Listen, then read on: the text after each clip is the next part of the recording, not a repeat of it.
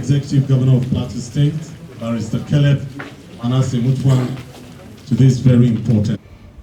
That we have enjoyed a tremendous relationship with all of you. And I want to thank you for your sense of patriotism.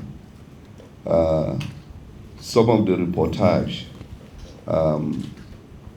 has shown and demonstrated that you are actually stakeholders to the Plateau project.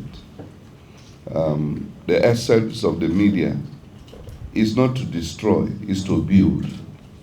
And therefore, when you bring a reportage that adds value to Plateau State, we see it as a critical contribution to our progress.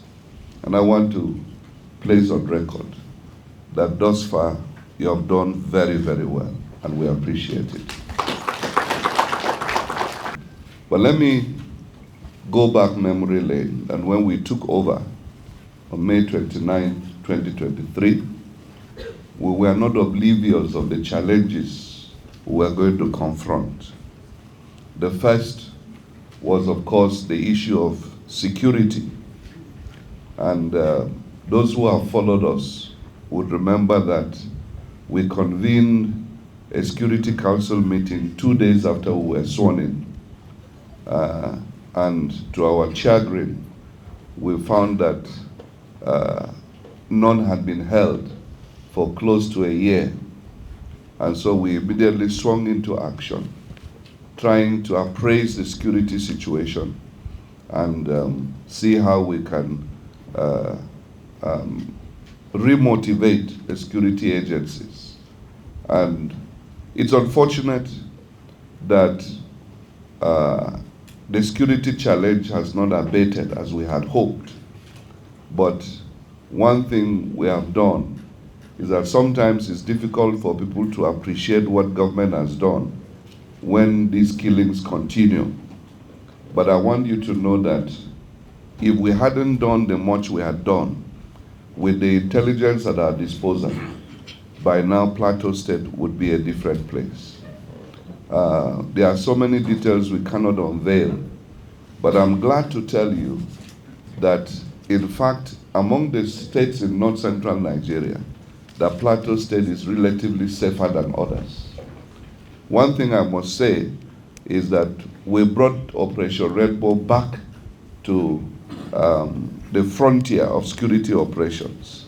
And some of you would hear there are people who are complaining about the operations of Operation Rainbow.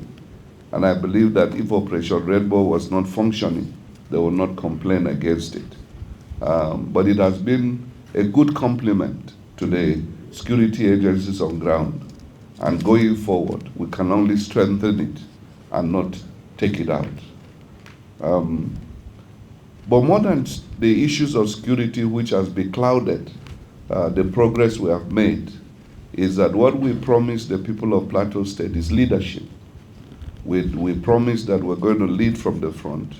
We are not going to be political. As a matter of fact, I used to tell people that I'm not a politician. I'm in politics, but I'm not a politician. I'm in politics because that is the only platform by which you can come into governance in our country. And my attitude is not just to be in office for the sake of it, but to be able to provide leadership that will take Plateau State to the level where we all dream it to be. A state where is economically buoyant, is economically self-sufficient. And I think that if you ask me what our achievements are, one that I can readily point out is that we have brought hope back to the people of Plateau State. I know that we haven't fulfilled all their expectations, but the people of Plateau State can at least hope that things will get better tomorrow. That for me is very important. And so this has been the focus of our administration, that in every critical sector of our lives, in education, in healthcare, in sports, in the economy, in agriculture, in the mining sector, all the sectors of our lives, that we're able to let people know that things can be better. And so, over the last 2 years, by the grace of God, we've done the much we could have done within the constraints of resources at our disposal. I recall that when we came in, we found a backlog of 4.5 salaries unpaid. And what we did immediately was to rejig the state finances and reach out to our creditors, and were able to resolve the issue of unpaid salaries within few months. And I've often said it, that payment of salary is not an achievement. It's a duty. It's a responsibility. And therefore, we don't count it as an achievement. We have only done what we were supposed to do. If all we were elected was to pay salaries, then I think it's not worth it. Anybody can do that. But I'm glad that we're able to stabilize that situation. And I'm also glad that when the issue of new minimum wage came on board, we are among the states that was able to start the implementation of the new minimum wage. And so I believe that our civil servants today will testify to you that the work environment has improved for them. We have delved into how to improve the lives of our people. One of the key policy decisions of the federal government when we came on board was the removal of the fuel subsidy. And of course, it left a gap in the standard of living, in purchasing power of people and government. And what we did immediately was to see how we can ameliorate that situation. And that's why we've made tremendous investments in the transport sector, for example. We decided to go on and make sure that we improve public transportation. We subsidize it. Instead of giving people palliatives, we thought that this kind of palliative, and at the last count, I believe that we found that at the end of every month, an average user of our public transport system would be able to save 39 to 50,000 monthly. And for us, that is a very more transparent way of putting more cash available to people, because those savings can be deployed elsewhere. And that's why we also made sure that we worked on the railway system. The railway globally is one of the cheapest sources of transportation. We had to collaborate with the Nigerian Railway Corporation. We had some fits, but I'm glad that despite some of the challenges we've had in that sector, we've been able to bring it back again online. And I'm sure in the last week or two, people are using the train service effectively. I have read some social media comments deriding what we have done. Why are we not doing the blue metro line like in Lagos? Of course, like people would say, the journey of 1,000 miles begins with one step. And I believe that we can only do better. We are not retrogressing. When we came also on board, you remember that there were issues even with air travels. And I'm glad that we're able to restore that service to the people of Plateau State. And it's continuing. In fact, if anything, it has improved, because we now have at least 3 flights in and out of Abuja every week. And then we have about 6 flights in and out of Lagos. 7, okay. In and out of just Lagos, And so that has improved tremendously. The MOU we signed with the Federal Airports Authority of Nigeria to be able to designate the Jos Airport as a cargo international airport. And therefore, in the next year, we're going to be making investments to make sure that that airport fits into that purpose. Aligning the transport sector with our general urban renewal program, we've been able to make a lot of investments in urban infrastructure. The roads we've had to construct, and that is where, like the commissioner said, we've demonstrated inclusivity. We've made sure that the road infrastructure traverse the entire nooks and crannies of the city. We didn't discriminate. Along that line, of course, we didn't just stay in the city. We've been able to go back to all the local government. And the interesting thing is that we are not awarding new contracts, particularly for the local governments. We are only trying to complete the well thought out projects under the last PDP government of our father Dajona Jang, that most of those contracts were awarded during this era, but they were not followed through. And we believe that governance is a continuum. There is no need to discriminate who started which project, as long as it's for the benefit of the people of the state. And that's why we've been able to mobilize most of those contractors to go back to site. Where we have not started, it's work in progress. When we came in also, we found the education sector, it was completely in disarray. I can tell you that when we took over, Plateau Polytechnic, for example, was about to lose many of its courses because of non-accreditation. And we immediately swung into action. At the time we came in, it had sunk to a lowest ebb of about 3,000 admissions. Today, we're above 6,000, getting towards 7,000. Confidence is coming back. And I'm glad that we were able to, the changes we made in those institutions is yielding the desired dividend. At the Plateau State University, we're able to also stabilize things. And I'm sure that if you go there today, you're going to find significant improvement, because we've not only improved the quality of teaching, we've been able to also increase the faculties, and work is going on steadily in the State University. At the College of Education, Gindri, we've also made quite some giant strides, one of which was to get the approval of the National Universities Commission to start about 17 degree programs at the College of Education, in addition to strengthening what was already on ground. And so we are making progress. But we didn't just stop there. We've been able to go down to look at the secondary level. We're looking at also at the basic education level. And one of the things we're doing is to be able to put round pegs in round holes and make sure that the system is functioning the way it should be.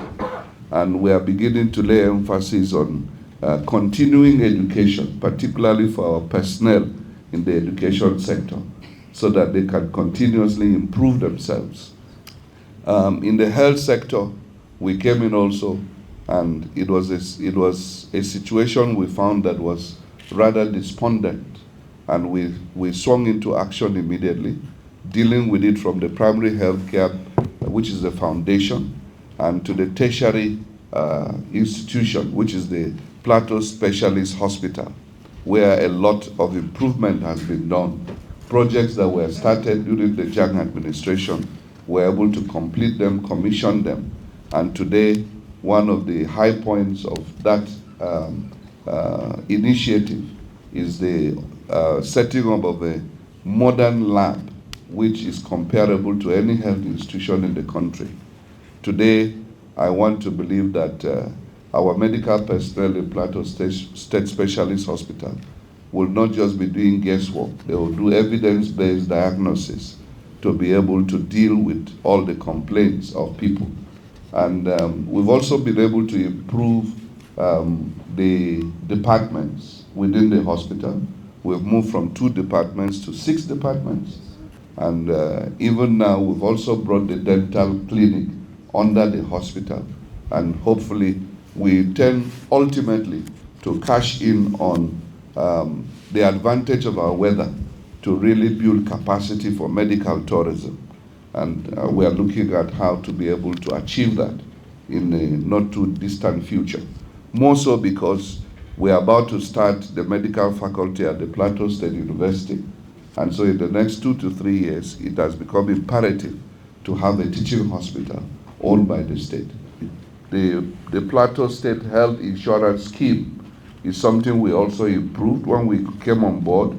The enrollment into that scheme was just about 93,000, but by March this year we had built it up to over 200,000. and we continue to look for how to build it more and more. And we hope that we will be able to have better health coverage for the most vulnerable in our society. We also set up the Plateau State Drugs and Medical Commodities Management Agency. Well, we didn't set it up. It was existing but non-functional. But we made it functional. We are looking at how to improve the plateau economy. I cannot talk about the economy without talking about agriculture, which is the main economic driver for us. And therefore, we've gone about setting up the critical infrastructure for improvement and advancement in agriculture. And so we've reorganized the sector. One of the things we did was to split the ministry into two, because we discovered that it's such a large ministry. And if you are dealing with crops, you're also dealing with livestock. It's quite huge. In the crop sector, we are doing a lot now to be able to improve our flagship agricultural product, which is what we used to call the Irish potatoes. Now we have christened it plateau potatoes. And we are making sure that in the next 2 years we've given to ourselves, we're going to develop such capacity that will dominate that particular sector and make sure that we raise it to international standards. There's a lot that is wrong with that sector. We are trying to fix it from the point of view of seeds, right to the farming method, right to the harvest, right to the storage, and the entire value chain around it. In order to be able to key into, to become a major player into the crop sector, that's why we set up the Plateau Commodities Marketing Company. Last week there was a launch of a similar project in Lagos State. You know, Lagos is bigger than us, but they launched it with about 500 billion. Now we are hoping that with what we have started, we'll eventually also become a key player, so that we're intervening in the market. One of the problems we had before is that our farmers get shortchanged. They don't get value for money, and even the quality of what they are doing, sometimes the marketers make nonsense of it. With the coming in of Placom, we'll be able to stabilize and improve the market. And that's why one of the key strategies for us of economic improvement is building new markets, markets with storage capacity. We're looking at how, under one of the World Bank projects, RAMP, I think RAMP, yeah, we're doing a market in Shandam, in Mangu, in Jingre. These are aggregation centers that will ultimately dovetail into a bigger market that will become an international market of daily patronage on the plateau. And so we are working on these strategies to be able to improve our economy. We are also trying to make sure we improve even the markets within the city. We are trying to come up with neighborhood markets. You know, we are not interested in dislodging small traders. No, we only want to organize it better. And so as we develop the neighborhood markets, which we have started in Bukuru there, some of you would have visited it, is a model of what we want to duplicate all over the city, so that our traders don't need to trade in dirty environments. They can trade in modern environment. And you that patronize those markets, you also want to go there and make sure that what you are buying is of good hygienic quality. And so we are placing premium on that. We are also going on to look at the livestock sector. We haven't created that ministry, and the federal government also created a similar ministry. We are collaborating. And let me put to rest the speculation about Ruga and all of those type of stuff. What we're going to be doing is not Ruga. We're going to be building ranches. Now let me tell you, there's a lot of emotion about this that is generated by ignorance. The traditional cows that we have been having can only give you 2.5 liters of milk per day. But the Frisian species of cattle that Babajang imported from, was it from South Africa? Eh? Yes, he imported those cows, I think it was in 2012, thereabout. They can give you 20 liters a day. So do we continue to fight over 2.5 liters, or do we progress to 20 liters? And what we are proposing to do is that when we set up these ranches, it's not going to be that there is somebody that is going to be with a ruger near the ranch. It's going to be for everybody. It's going to be for everybody. If you want to bring your cow there, we have scientific methods of identifying your cow. And therefore you can be a shareholder in that ranch. And people will be employed. Livestock attendants will be employed. Veterinary doctors will be employed. And it's going to be a win-win situation for everybody. And more so, because one of the cardinal things we are pursuing is the revival of the Jos Abattoir. You know, many of us know abattoir only because there is a street there. But you have never seen the abattoir. Is it not so? Now, that abattoir, by the grace of God, I can tell you, before the next 2 to 3 months, we're going to break ground, because we have actually made tremendous progress. At the moment, I can tell you the equipment are being fabricated, and we'll be able to get back. At its peak, we are proposing that 500 cows will be slaughtered every day. Where are you going to get them from? You know, another business must have to develop, where you have to produce the cattle feedlots. So you better be prepared. Even if you are a journalist, you can become a cattle breeder. So let's begin to put our minds to that. But it's not just about cows. There's also about goats. There is also about pigs. We're doing another one for the pigs, but not here. Not in Jos here. We are going somewhere with it. It's the only one from Dawaki I cannot tell. Along this agricultural value chain, we are also trying to make sure we build capacity for tourism. You know, there's a lot of linkage between agriculture and tourism, and we are trying to see how to improve the capacity in tourism. And that's why we have been able to get the private sector to come in and collaborate with us to revive Plateau Hotel, revive Hill Station Hotel, so that we can be able to, there's no way people are going to come into the state and they don't have decent accommodation. It wouldn't work. And I'm glad that work is going on. Some of you were there when I toured those 2 sites, and I'm sure you saw tremendous progress in those sites. But I am a firm believer that it is the private sector that drives the economy. What government does is to create an enabling environment, which is what we've tried to do in the last couple of months. Another critical economic driver ultimately for us is the mining sector. But this is a sector that is it's giving us a challenge, I must be honest with you. There's a lot that is going wrong in that sector. And that was why I signed the executive order early this year to suspend mining activities. But unfortunately, people misunderstood it. And it wasn't meant to deprive our people from the economy. Now, sometimes when you're eating crumbs and it's coming regularly, you think as if you actually have good food. You know, what our people can benefit from that sector is far more than what they are getting now. And that's why we said, look, let's reorganize the sector. But of course, one thing we will not compromise is the intrusion into the urban center in the name of mining.